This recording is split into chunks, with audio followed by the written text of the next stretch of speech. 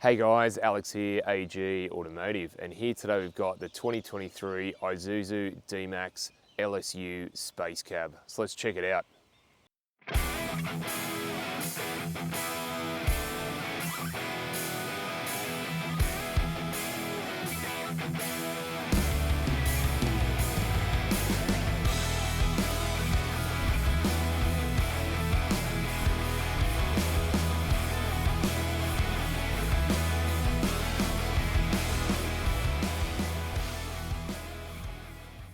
So before we get into the video, just want to do a shout out to Central Coast Isuzu who were nice enough to let me have a look at this today, and I'll leave their contact details down below. And if you are after an Isuzu D-Max or any of the other models in the range, go and see them and let them know that Alex from AG Automotive sent you, and they will look after you.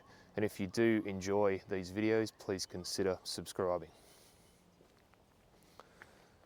So at the front here, you've got the Isuzu badge there, you've got a bit of chrome around, a bit of black and grey trim there. Sort of break up the white. You do have the LED daytime running lights and headlights there, and you've got your driving lights and indicators down below. So what are your thoughts on the Spacecab? Have you got one of these? Have you got another model in the D-Max range? Let me know in the comments. So the wheels on the D-Max are 18-inch wheels, and they have sort of silver and grey trim to them, and I think they sort of suit the car really nicely. It sort of breaks up the white, and it's not the top of the line one, but it's not the base model, so it's sort of in the middle there. It's sort of nice. Got bits of chrome on the mirrors, you got chrome door handle there, you got the side skirts with a bit of silver trim. Got 4x4 written on the back there. So at the back here, we've got the Isuzu D-Max. You've got a nice chrome handle with a reverse camera there. You've got the 3.0 TD, 3-litre turbo diesel. You do have your parking sensors there. Got a nice big step to help with loading and unloading. And you've got a genuine Isuzu tow bar, which you can tow up to 3.5 tonnes braked. So very, very nice. All right, let's go and have a look inside. So inside the D-Max. Now first impressions is, it's quite nice in here, even though it's not the sort of in the middle of the range of the D-Maxes, it's still quite nice. I love the pattern on the seats. They've still got nice piano black around the trim there, even around the media center. Nice bit of grey trim around the dash there. So they sort of given it little premium touches just to sort of make it look a little bit more appealing than the base one. So, you know what, you've got quite a soft dash there, and you do have a little bit of storage in there as well. And the door trims are on the harder side. I would have thought they'd be a little bit softer, but you do get nice white stitching and a little bit of carpet trim along the door there. So yeah, not bad at all. So to the right of the steering wheel, you do have a few buttons there. You got a button for the light in the tray, you got your traction control, you've got your brake controller, and you've got your illumination for the dash. Steering wheel, full leather, nice to hold. You got the white stitching again, you got a nice bit of chrome down the bottom there. On the left you do have some audio controls, and on the right you do have some cruise controls buttons, and you've got some menu buttons for the dash.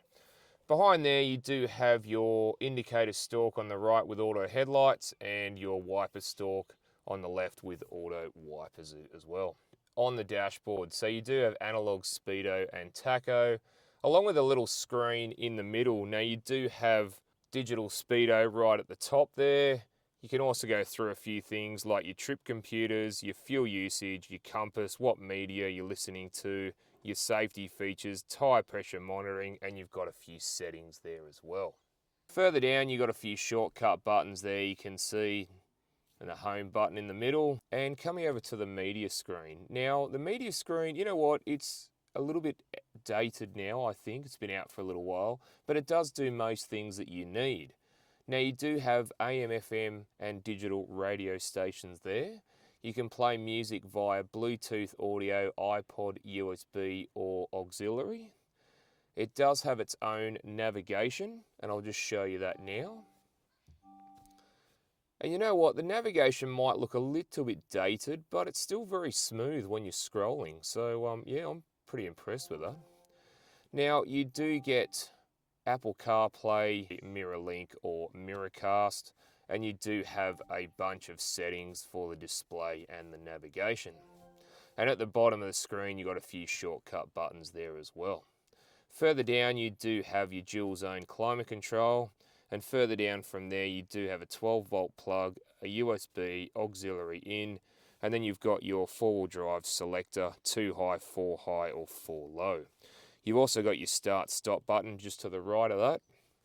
And then you've got a little bit of storage space for a phone or whatnot further down the bottom. And the gear selector, PRND, and then over to manual mode, up or down. And I'll just show you reverse. And you know what, it's actually pretty clear, so a win for Isuzu there. You do have your parking sensor button on the left there, and then you've got a downhill assist, and you've got a diff lock button on the right. Further back, you've got your proper handbrake there. You do get 2 cup holders, and the armrest, like I said, very soft. Open that up, and you do have a little bit of storage space in there as well. And the seats, again, I love the pattern, the white stitching. They actually look very, very nice, and they do hold you in. So I'm really, really impressed with that too. Now the glove box. Now, as you know, the Isuzus don't just get 1 glove box, you get 2. So you get a little bit of storage up the top there. And then you get the glove box down the bottom. And the glove box, you can hold your books and a few iPads in there, no worries. All right, let's go and have a look what's behind the seats in the back. So behind the seats in the Spacecab compartment. Now you don't get seats, you don't get seat belts, it's all about space in this one, and there's a heap of it. Now one thing I wanted to show you is the rear doors open like suicide doors. So let me show you how that works. And they're 90 degrees as well, so you can unload and load with ease. And if I open these up, you've got your breakdown tools and jack on that side and a load of storage on the other side. All right, let's go and have a look in the tub. So in the tub of the Spacecab, now I'll just open the back, and I just wanted to show you, if I let this go, it comes down nice and slowly thanks to the struts. Really, really nice. So in the tub, you can see you got the tray liner, bed liner, whatever you want to call it. You do get tie-down points on all the corners. You've got Isuzu up the top there in bold letters. And the dimensions are as follows. So you get 1835 millimeters long, 1530 millimeters wide, 1122 millimeters between the wheel arches, and 490 millimeters high. And it's got a payload rating of 1,035 kilos. So there's carry over a ton in the back, as well as being able to tow up to 3.5 ton brake towing. So yeah, it's pretty versatile ute. All right, let's go and have a look under the bonnet. So under the bonnet of the D-Max. So here we have a 3-litre 4-cylinder turbo diesel engine, and it produces 140 kilowatts of power and 450 newton meters of torque. And that's mated to a 6-speed automatic driving primarily the rear wheels. Now Isuzu claims the D-Max LSU here will use 8 litres per 100 kilometres. All right, let's go for a drive. So driving the D-Max. So vision out the front is really good straight ahead and towards the passenger side. Rear vision, you know what, it's actually pretty good. And you also get your 360, rear vision is pretty good. You can see sort of what's in the tray, but to see further back, you do have your parking sensors and reverse camera for that. Vision out the sides, you know, all the way to the back is really good vision, and the mirrors are big and square and wide and have a good field of vision out of them. So I've just picked a bumpier road, just going to see how the D-Max performs just in road conditions.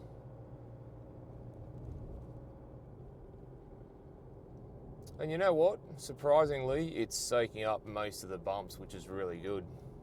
Steering. Yeah, it's reasonably light, which is good. Another corner. So just cruising, doing about 50 Ks. There's not really a huge amount of road noise. Obviously, if you get into it a bit more, you can hear it a bit more, but yeah, other than that, it's reasonably quiet in the cabin. So what's the performance like or acceleration like from the D-Max? Well, let's see how we go.